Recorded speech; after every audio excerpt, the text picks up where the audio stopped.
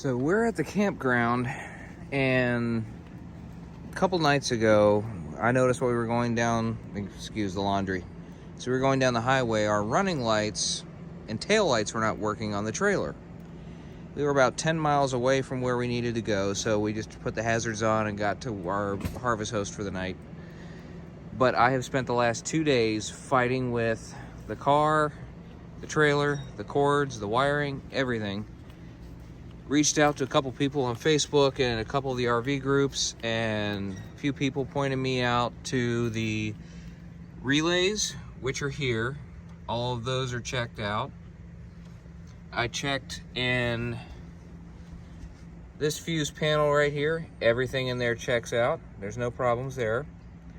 Then I found a person on YouTube who I'm going to tag their video up in the corner right now, because I really want to thank them for it. They pointed out there is yet another fuse box that sits right here, tucked away behind the headlight. And there's a 10, a 15, and another 10, that's empty spot right there. The other 10 is this one right here. And if the camera will cooperate with me, you can see that it is indeed a blown fuse. So what you'll want to do is trace the 7-pin cord along the tongue of the camper.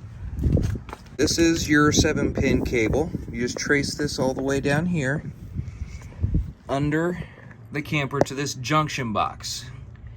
And there's 2 screws on there that you'll take off. And this is where your wires lead back out to your camper. This includes your brake lights, your running lights, trailer brakes, all of that is connected in this junction box. So you open this box up and make sure all of the connections are secure.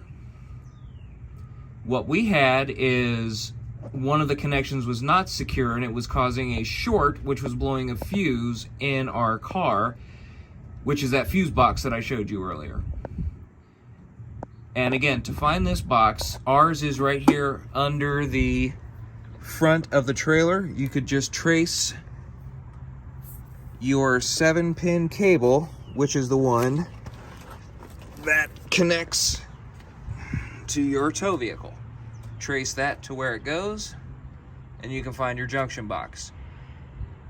And you need to make sure as you do this that you fix the junction box first. Make sure those connections are nice and tight underneath here before you replace the fuses in your tow vehicle. Because if you replace the fuse and don't check the junction box first, you're just going to keep blowing fuses, which is what we did probably about 3 times before I realized that there was a problem.